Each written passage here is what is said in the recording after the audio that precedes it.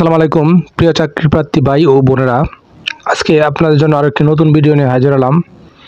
আর এই ভিডিওতে আমরা আলোচনা করব জেলা পরিষদ কার্যালয় মানিকগঞ্জে একটা নিয়োগ বিজ্ঞপ্তি প্রকাশ করছে। আমরা সেই নিয়োগ বিজ্ঞপ্তি নিয়ে বিস্তারিত আলোচনা করব। তো সেই পর্যন্ত আমার সঙ্গে থাকবেন আর সম্পূর্ণটা ভিডিওটা দেখার চেষ্টা করবেন, তাহলে আপনারা অনেক কিছু বুঝতে পারবেন। তো দেখেন নিয়োগ বিজ্ঞপ্তিতে কী বলা হয়েছে। স্থানীয় সরকার বিভাগ, জেলা পরিষদ শাখা 23 এপ্রিল 2023 তারিখে এবং স্মারকে সাংগঠনিক কাঠামোভুক্ত অফিস সহায়ক এর শূন্য পদে লোক নিয়োগের ছাড়পত্র অনুযায়ী সম্পূর্ণ অস্থায়ী ভিত্তিতে জেলা পরিষদ চাকুরি বিধিমালা 1990 এর বিধি মোতাবেক 2015 সালে জাতীয় বেতন স্কেলে মানিকগঞ্জ জেলার স্থায়ী বাসিন্দাদের নিকটতে দরখাস্ত আহ্বান করা যাচ্ছে। এখানে তারা একটি পদে লোক নেবে, অফিস সহায়ক পদে 2 জন লোক নেবে এবং এই পদে যদি আপনি আবেদন করতে চান তাহলে আপনার বয়স 18 থেকে 30 বছর হতে হবে এবং শিক্ষাগত যোগ্যতা আপনার অবশ্যই 8ম শ্রেণী পাস হতে হবে এবং বেতন স্কেল হবে 20তম গ্রেডে।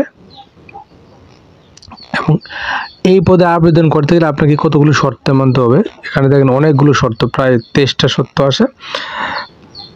প্রথম যে শর্ত, প্রার্থীর বয়স 20/5/2024 তারিখে 18 থেকে 30 বছরের মধ্যে হতে হবে এবং তবে মুক্তিযোদ্ধা পরিষদের ক্ষেত্রে সর্বোচ্চ 32 বছর এবং বয়স প্রমাণের ক্ষেত্রে কোনো এফিডেভিট গ্রহণ হবে না। আবেদনপত্র প্রধান নির্বাহী কর্মকর্তা জেলা পরিষদ মানিকগঞ্জ বরাবর আগামী 20/5/2024 তারিখে অফিস চলাকালীন সময় জেলা পরিষদ মানিকগঞ্জ এর কার্যালয়ে অবশ্যই সরাসরি অথবা ডাকযোগে পৌঁছাতে হবে এবং নির্ধারিত তারিখের পর আবেদনপত্র গ্রহণ করা হবে না।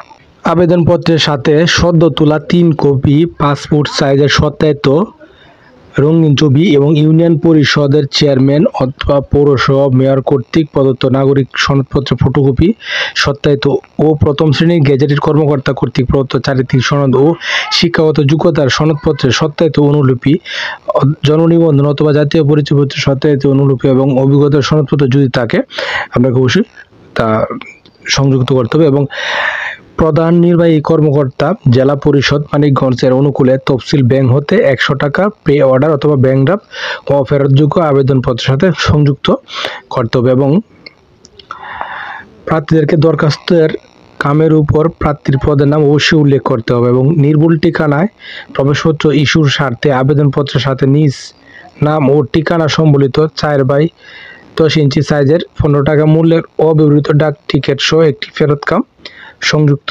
করতে হবে। এবং 9 নম্বর কি বলা আছে, 9 নম্বর বলা হচ্ছে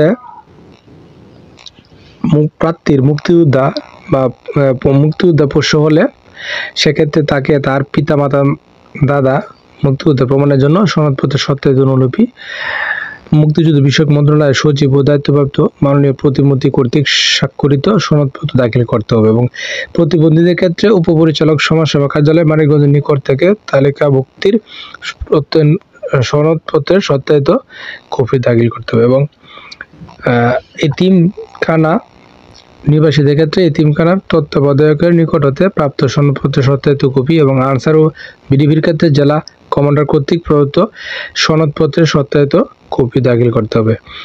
হ্যাঁ, দেখেন আরও কতগুলো শর্ত দেওয়া আছে। এই শর্তগুলো দেখবেন, দেখে শুনে বুঝে নিজ দায়িত্বে খোঁজখবর নিয়ে তারপরে আবেদনটা করে ফেলবেন। আর এইরকম নিত্য নতুন প্রতিদিন চাকরির খবরাখবর পেতে আমার চ্যানেল এবং পেজটার সঙ্গে থাকবেন। ধন্যবাদ।